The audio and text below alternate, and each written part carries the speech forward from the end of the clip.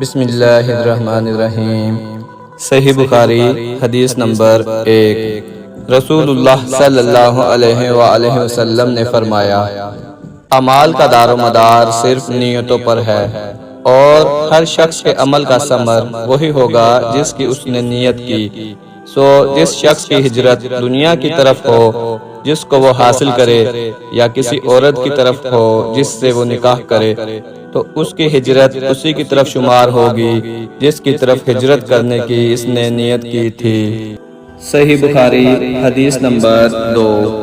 حضرت عائشہ رضی اللہ تعالیٰ عنہ سے روایت ہے کہ حضرت حارث بن حشام رضی اللہ تعالیٰ عنہ نے رسول اللہ صلی اللہ علیہ وآلہ وسلم سے سوال کیا، پس کہا، یا رسول اللہ صلی اللہ علیہ وآلہ وسلم، آپ کے پاس وحی کس طرح آتی تھی؟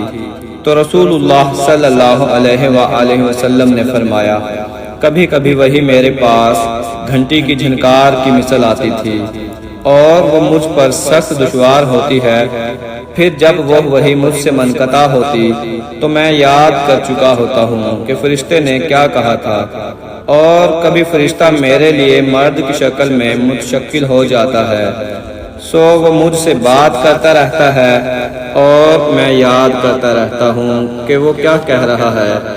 حضرت عائشہ رضی اللہ تعالیٰ عنہ بیان کرتی ہیں کہ بے شک میں نے دیکھا کہ سخت سرد دن میں آپ پر وحی نازل ہوتی، تو جس وقت وحی آپ سے منقطع ہوتی تو آپ کی پیشانی سے پسینہ بہہ رہا ہوتا تھا۔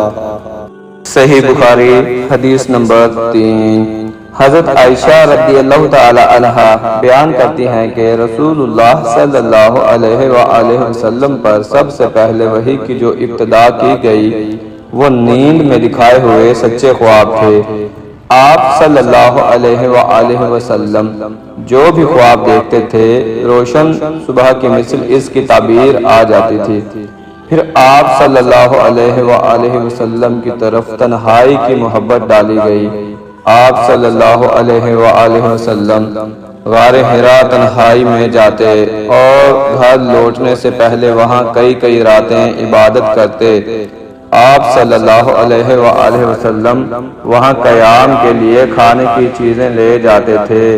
پھر آپ صلی اللہ علیہ وآلہ وسلم حضرت خدیجہ کے پاس واپس آتے، تو پھر آپ صلی اللہ علیہ وآلہ وسلم اسی طرح کھانے کی چیزیں لے لیتے، حتیٰ کہ آپ صلی اللہ علیہ وآلہ وسلم کے پاس وحی آ گئی۔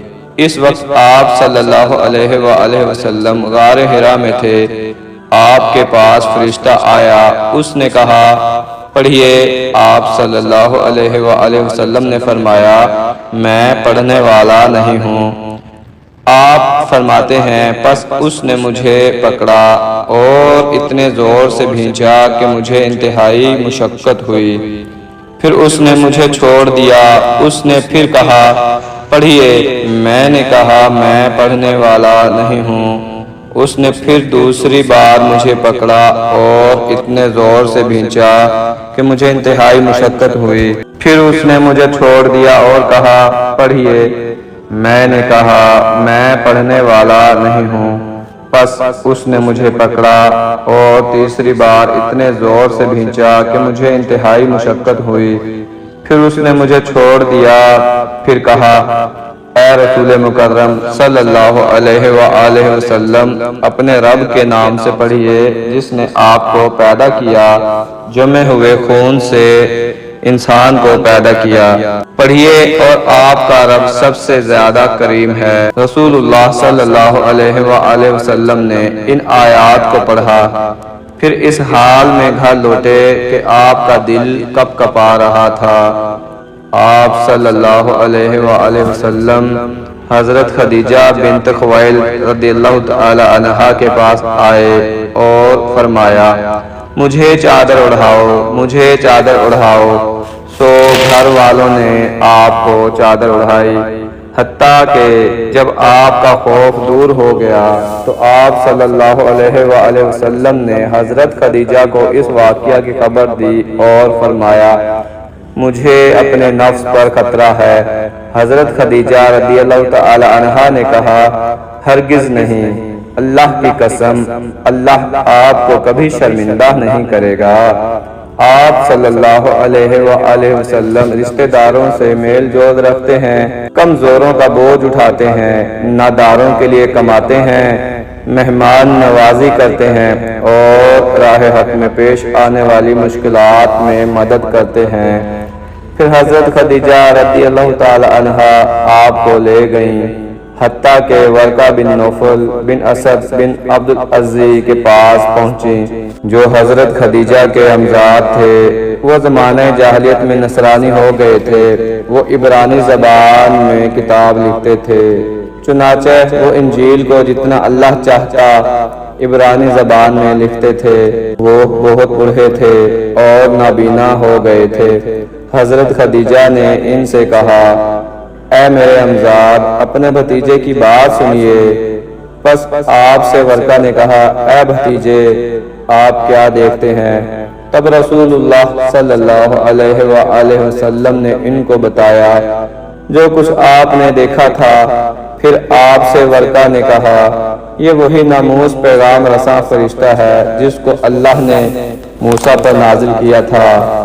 کاش میں اس وقت جوان ہوتا، کاش میں اس وقت زندہ ہوتا جب آپ کی قوم آپ کو نکال دے گی۔ تب رسول اللہ صلی اللہ علیہ وآلہ وسلم نے فرمایا، وہ مجھ کو نکالنے والے ہیں۔ ورقہ نے کہا، ہاں، جو شخص بھی آپ جیسا پیغام لے کر آیا اس سے عداوت رکھی گئی۔ اگر مجھ کو اس زمانے نے پایا تو میں آپ کی بہت قوی مدد کروں گا۔ اس کے بعد ورقہ زیادہ دن زندہ نہ رہے اور ان کی وفات ہو گئی اور وحی کا نازل ہونا رک گیا۔ صحیح بخاری حدیث نمبر 4۔ حضرت جابر بن عبداللہ انصاری رضی اللہ تعالی عنہ وحی کے رکنے کا حال بیان کر رہے تھے۔ انہوں نے کہا، جس وقت میں جا رہا تھا تو میں نے آسمان سے ایک آواز سنی۔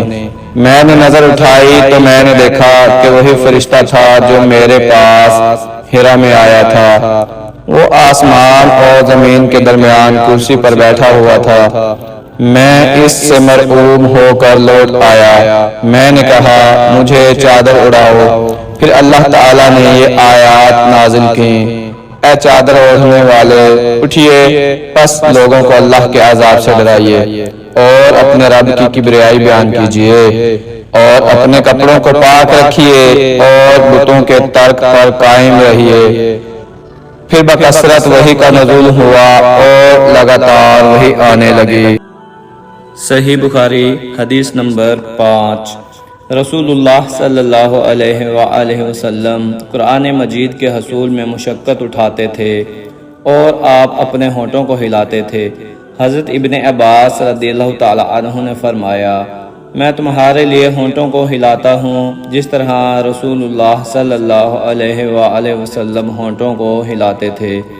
اور سعید نے کہا، میں اس طرح ہونٹوں کو ہلاتا ہوں جس طرح میں نے حضرت ابن عباس رضی اللہ تعالی عنہ کو ہونٹ ہلاتے ہوئے دیکھا ہے۔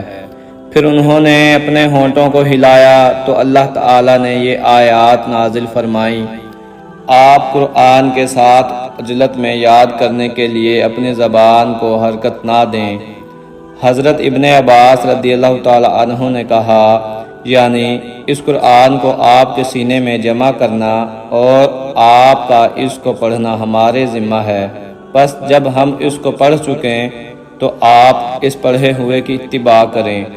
حضرت ابن عباس رضی اللہ تعالی عنہ نے کہا، جبرائیل علیہ السلام کے پڑھنے کے دوران آپ سنیں اور خاموش رہیں، پھر آپ کے لیے اس کو بیان کرنا ہمارے ذمہ ہے۔ اس کے بعد جب حضرت جبرائیل علیہ السلام آتے تو رسول اللہ صلی اللہ علیہ وآلہ وسلم غور سے سنتے، پھر جب حضرت جبرائیل علیہ السلام چلے جاتے تو نبی صلی اللہ علیہ وآلہ وسلم اس طرح پڑھتے جس طرح حضرت جبرائیل علیہ السلام نے پڑھا تھا۔ صحیح بخاری حدیث نمبر 6۔ حضرت ابن عباس رضی اللہ تعالیٰ عنہ بیان کرتے ہیں کہ رسول اللہ صلی اللہ علیہ وآلہ وسلم تمام لوگوں سے زیادہ سخاوت کرتے تھے اور سب سے زیادہ سخاوت آپ صلی اللہ علیہ وآلہ وسلم رمضان میں کرتے تھے۔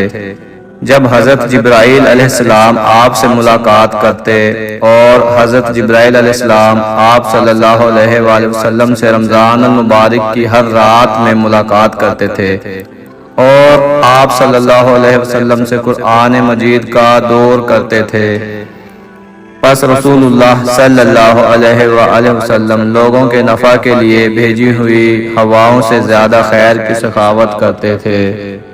صحیح بخاری حدیث نمبر 7۔ حضرت عبداللہ بن عباس رضی اللہ تعالی عنہ نے انہیں خبر دی کہ ابو سفیان بن حرب نے انہیں خبر دی کہ ہرقل نے ان کو قریش کی جماعت کے ساتھ بلایا۔ یہ لوگ اس مدت میں شام تجارت کرنے گئے تھے جس مدت میں رسول اللہ صلی اللہ علیہ وآلہ وسلم نے ابو سفیان اور قریش سے عاہد صلح کی ہوئی تھی۔ پس قریش اس کے پاس آئے اور وہ ایلیا بیت المقدس میں تھے۔ ہرقل نے ان کو اپنی مجلس میں بلایا اور اس کے گرد روم کی سردار تھے۔ پھر اس نے قریش کو اور اپنے مترجم کو بلایا، پھر کہا، تم میں سے اس شخص کا قریبی رشتہ دار کون ہے جس کا یہ دعویٰ ہے کہ وہ نبی ہے؟ ابو سفیان نے کہا، میں اس کا قریبی رشتہ دار ہوں۔ ہرقل نے کہا، اس کو میرے نزدیک کر دو اور اس کے صحاب کو بھی اس کے نزدیک کر دو اور ان کو اس کی پیٹھ کے پیچھے کھڑا کر دو۔ پھر اس نے اپنے مترجم سے کہا، ان لوگوں سے کہو میں اس شخص کے متعلق سوال کروں گا، اگر یہ مجھ سے جھوٹ بولے تو تم اس کو جھٹلا دینا۔ ابو سفیان نے کہا، پس اللہ کی قسم اگر مجھے اس بات پر شرم نہ آتی کہ لوگ مجھے جھوٹا کہیں گے تو میں ضرور آپ کے متعلق جھوٹ بولتا۔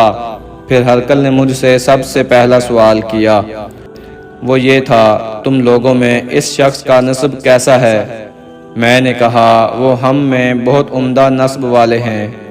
اس نے کہا، کیا یہ دعویٰ اس سے پہلے تم میں سے کسی اور نے بھی کیا تھا؟ میں نے کہا، نہیں۔ اس نے کہا، کیا اس کے باپ دادا میں سے کوئی بادشاہ تھا؟ میں نے کہا، نہیں۔ اس نے کہا، آیا مقتدر لوگ اس کی پیروی کرتے ہیں یا پسماندہ لوگ؟ میں نے کہا، بلکہ پسماندہ لوگ۔ اس نے کہا، آیا وہ زیادہ ہو رہے ہیں یا کم ہو رہے ہیں؟ میں نے کہا، بلکہ زیادہ ہو رہے ہیں۔ اس نے کہا، کیا ان میں سے کوئی شخص اس کے دین میں داخل ہونے کے بعد اس کے دین سے ناراض ہو کر اس سے پلٹ جاتا ہے؟ میں نے کہا، نہیں۔ اس نے کہا، کیا اس کے دعوی نبوت کرنے سے پہلے تم اس پر جھوٹ کی تہمت لگاتے تھے؟ میں نے کہا، نہیں۔ اس نے کہا، کیا وہ عہد شکنی کرتا ہے؟ میں نے کہا، نہیں، تاہم ہمارا ان سے ایک مدت تک معاہدہ ہے، ہم نہیں جانتے کہ وہ اس دوران کیا کرنے والے ہیں۔ ابو سفیان نے کہا، اس بات کے سوا مجھے آپ کے خلاف کوئی اور بات کہنے کی گنجائش نہیں ملی۔ اس نے کہا، کیا تم نے اس کے ساتھ جنگ کی؟ میں نے کہا، ہاں۔ اس نے کہا، تمہاری اس کے ساتھ جنگ کیسی رہی؟ میں نے کہا، ہمارے اور اس کے درمیان جنگ کنویں کے ڈول کی طرح تھی، کبھی اس ڈول کو وہ حاصل کر لیتا اور کبھی ہم۔ اس نے کہا، وہ تمہیں کس چیز کا حکم دیتا ہے؟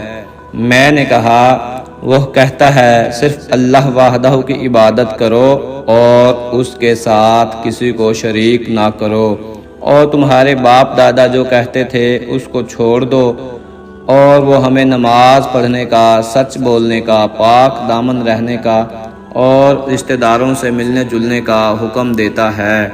پھر ہرقل نے مترجم سے کہا، اس کو بتاؤ کہ میں نے تم سے اس کے نسب کے متعلق سوال کیا تو تم نے بتایا کہ وہ تم میں عمدہ نسب والا ہے، اور اسی طرح رسول اپنی قوم کے عمدہ نسب میں بھیجے جاتے ہیں۔ اور میں نے تم سے سوال کیا کہ کیا تم میں سے کسی نے پہلے یہ دعویٰ کیا تھا تو تم نے کہا نہیں۔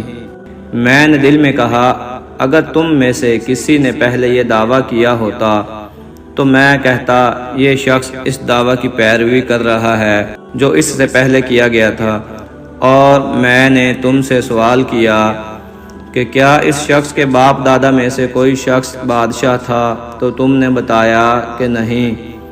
میں نے دل میں کہا اگر اس کے باپ دادا میں سے کوئی بادشاہ ہوتا تو میں کہتا کہ یہ شخص اپنے باپ کے ملک کو طلب کر رہا ہے، اور میں نے تم سے سوال کیا کہ آیا تم اس کے دعویٰ نبوت سے پہلے اس پر جھوٹ کی تہمت لگاتے تھے؟ تم نے بتایا کہ نہیں۔ پس میں نے پہچان لیا کہ جو شخص لوگوں پر جھوٹ نہیں باندھتا وہ اللہ پر کیسے جھوٹ باندھے گا، اور میں نے تم سے سوال کیا کہ مقتدر لوگ اس کی پیروی کرتے ہیں یا پسماندہ لوگ، تو تم نے بتایا کہ پسماندہ لوگ اس کی پیروی کرتے ہیں، اور وہی لوگ رسولوں کے پیروکار ہوتے ہیں۔ اور میں نے تم سے سوال کیا کہ وہ لوگ زیادہ ہو رہے ہیں یا کم ہو رہے ہیں، تو تم نے بتایا کہ وہ زیادہ ہو رہے ہیں، اور اسی طرح ایمان کا معاملہ ہوتا ہے حتیٰ کہ وہ مکمل ہو جائے۔ اور میں نے تم سے سوال کیا کہ ان میں سے کوئی شخص دین میں داخل ہونے کے بعد دین کو ناپسند کر کے اس سے پلٹتا تو نہیں، تو تم نے بتایا کہ نہیں۔ اور جب ایمان کی بشاشت دلوں میں رچ جائے تو پھر اسی طرح ہوتا ہے۔ اور میں نے تم سے سوال کیا کہ کبھی اس نے عہد شکنی کی، تو تم نے بتایا کہ نہیں، اور اسی طرح رسول عہد شکنی نہیں کرتے۔ اور میں نے تم سے سوال کیا کہ وہ تمہیں کس چیز کا حکم دیتے ہیں، تو تم نے بتایا کہ وہ تمہیں حکم دیتے ہیں کہ تم اللہ کی عبادت کرو اور اس کے ساتھ کسی کو شریک نہ کرو، اور وہ تمہیں بتوں کی عبادت کرنے سے منع کرتے ہیں، اور وہ تم کو نماز پڑھنے، سچ بولنے، پاک دامن رہنے کا حکم دیتے ہیں۔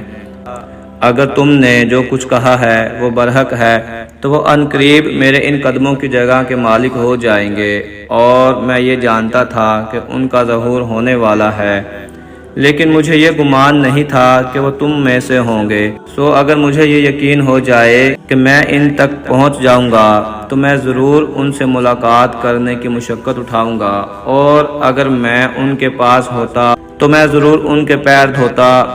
پھر اس نے رسول اللہ صلی اللہ علیہ وآلہ وسلم کے اس مکتوب کو منگوایا جس کو آپ صلی اللہ علیہ وآلہ وسلم نے حضرت دحیہ کے ذریعے بصرہ کے حاکم کے پاس بھیجا تھا۔ اس نے وہ مکتوب ہرقل کو دے دیا۔ ہرقل نے پڑھا تو یہ اس میں لکھا ہوا تھا، محمد اللہ کے بندے اور اس کے رسول کی طرف سے ہرقل عظیم الروم کی طرف جو ہدایت کی پیروی کرے، اس پر سلام ہو۔ بہرحال بسم اللہ کے بعد پس بے شک میں تم کو اسلام کی دعوت دیتا ہوں، اسلام قبول کر لو، تم سلامت رہو گے، اللہ تعالیٰ تم کو دگنا اجر عطا فرمائے گا، اور اگر تم نے اعتراض کیا تو تمہارے متبین کا گناہ بھی تمہارے اوپر ہوگا۔ اے اہل کتاب، ایسی بات کی طرف آ جاؤ جو ہمارے اور تمہارے درمیان برابر ہے کہ ہم اللہ کے سوا کسی کی عبادت نہ کریں اور اس کے ساتھ کسی چیز کو شریک نہ قرار دیں، اور ہم میں سے کوئی اللہ کو چھوڑ کر ایک دوسرے کو رب نہ قرار دے۔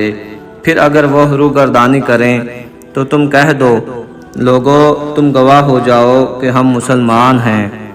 ابو سفیان نے کہا، جب ہرقل نے جو کہا وہ کیا اور وہ اس مکتوب کو پڑھنے سے فارغ ہو گیا تو اس کے پاس بہت شور ہو گیا اور آوازیں بلند ہو گئیں اور ہم کو نکال دیا گیا۔ جب ہم کو نکال دیا گیا تو میں نے اپنے صحاب سے کہا، ابو قبصہ کے بیٹے کا یعنی نبی صلی اللہ علیہ وآلہ وسلم کا معاملہ بہت عظیم ہو گیا، اس سے سفید فام قوم کا بادشاہ بھی ڈرتا ہے۔ پھر مجھے ہمیشہ یہ یقین رہا کہ وہ عنقریب غالب ہو جائیں گے، حتیٰ کہ اللہ نے میرے دل میں اسلام داخل کر دیا، اور ابن الناطور جو بیت المقدس کا امیر گورنر تھا، ہرقل کا مصاحب اور شام کے عیسائیوں کا سردار بڑا پادری تھا، وہ بیان کرتا ہے کہ ایک دن صبح کو ہرقل بیت المقدس میں بہت پریشان حال اٹھا۔ اس کے درباریوں نے کہا، آج آپ کی حالت بہت بدلی ہوئی ہے۔ ابن الناطور نے کہا، ہرقل نجومی تھا اور ستاروں میں غور و فکر کرتا تھا۔ اس نے ان لوگوں کے سوال کے جواب میں کہا، آج رات جب میں نے ستاروں میں غور کیا تو میں نے دیکھا کہ ختنہ کرنے والی قوم کا بادشاہ غالب آ چکا ہے، پس اس زمانے کے لوگوں میں سے کون ختنہ کرتا ہے؟ انہوں نے کہا صرف یہود ختنہ کرتے ہیں، سو آپ ان کی وجہ سے پریشان نہ ہوں اور آپ اپنے ملک کے تمام شہروں کو یہ حکم لکھ کر بھیج دیں کہ وہاں جو بھی یہود ہیں ان کو قتل کر دیا جائے۔ پس وہ لوگ انہی کے معاملات میں مشغول تھے کہ ہرقل کے پاس ایک شخص کو لایا گیا جس کو غسان کے بادشاہ نے بھیجا تھا۔ اس نے رسول اللہ صلی اللہ علیہ وآلہ وسلم کے ظہور کی خبر دی۔ جب ہرقل نے اس سے پوری خبر معلوم کر لی تو کہا جاؤ معلوم کرو وہ ختنہ کے قائل ہیں یا نہیں۔ اس نے آپ کے حالات معلوم کیے تو لوگوں نے بتایا کہ وہ ختنہ کے قائل ہیں، اور ہرقل نے اس شخص سے عربوں کے متعلق سوال کیا تو اس نے کہا عرب ختنہ کرتے ہیں۔ پھر ہرقل نے کہا یہی اس امت کے بادشاہ ہیں جو ظاہر ہو چکے ہیں۔ ہرقل کا ایک گورنر روم میں تھا جو علم میں اس کی ٹکر کا تھا۔ ہرقل نے اس کو خط لکھ کر معلوم کیا اور خود ہرقل حمص کے لیے روانہ ہوا۔ ابھی وہ حمص نہیں پہنچا تھا کہ اس کے پاس اس کے دوست کا خط آ گیا۔ اس کی رائے بھی ہرقل کے موافق تھی کہ نبی صلی اللہ علیہ وآلہ وسلم کا ظہور ہو چکا ہے اور آپ برحق نبی ہیں۔ تب ہرقل نے روم کے سرداروں کو اپنے حمص کے محل میں بلایا اور دروازوں کو بند کرنے کا حکم دیا، سو دروازے بند کر دیے گئے۔ پھر وہ ان کے سامنے آیا، پھر کہا اے روم کی جماعت، دائمی کامیابی اور ہدایت کے حصول کے متعلق اور اپنے ملک کی بقا کے متعلق تمہاری کیا رائے ہے؟ سو تم اس نبی کی بیعت کر لو۔ یہ سنتے ہی وہ وحشی گدھوں کی طرح دروازوں کی طرف دوڑے، لیکن دروازے تو بند کیے جا چکے تھے۔ بالآخر جب ہرقل نے ان کی اس وحشت کو دیکھا اور ان کے ایمان سے مایوس ہو گیا تو کہا ان کو میرے پاس واپس لاؤ، اور کہا میں نے جو ابھی تجویز پیش کی تھی اس سے میں تمہاری دین میں شدت کو آزما رہا تھا، سو مجھے معلوم ہو گیا۔ پھر ان سب سرداروں نے ہرقل کو سجدہ کیا اور اس سے راضی ہو گئے، اور یہی ہرقل کا آخری امر تھا۔ صحیح بخاری حدیث نمبر 8۔ حضرت عبداللہ بن عمر رضی اللہ تعالیٰ عنہ بیان کرتے ہیں کہ رسول اللہ صلی اللہ علیہ وآلہ وسلم نے فرمایا اسلام کی بنیاد 5 چیزوں پر ہے۔ نمبر 1، اس کی شہادت دینا کہ اللہ کے سوا کوئی عبادت کے لائق نہیں اور حضرت محمد صلی اللہ علیہ وآلہ وسلم اللہ کے رسول ہیں۔ نمبر 2، نماز قائم کرنا۔ نمبر 3، زکوٰۃ ادا کرنا۔ نمبر 4، حج کرنا، اور نمبر 5، ماہ رمضان کے روزے رکھنا۔ صحیح بخاری حدیث نمبر 9۔ حضرت ابو ہریرہ رضی اللہ تعالیٰ عنہ بیان کرتے ہیں کہ نبی کریم صلی اللہ علیہ وآلہ وسلم نے فرمایا ایمان کی 60 سے زیادہ شاخیں ہیں اور حیا بھی ایمان کی شاخ ہے۔ صحیح بخاری حدیث نمبر 10۔ حضرت عبداللہ بن عمر رضی اللہ تعالیٰ عنہ بیان کرتے ہیں کہ نبی کریم صلی اللہ علیہ وآلہ وسلم نے فرمایا کامل مسلمان وہ ہے جس کی زبان اور ہاتھ سے دوسرے مسلمان محفوظ رہیں، اور کامل مہاجر وہ ہے جو اللہ کے منع کیے ہوئے کاموں سے ہجرت کر لے۔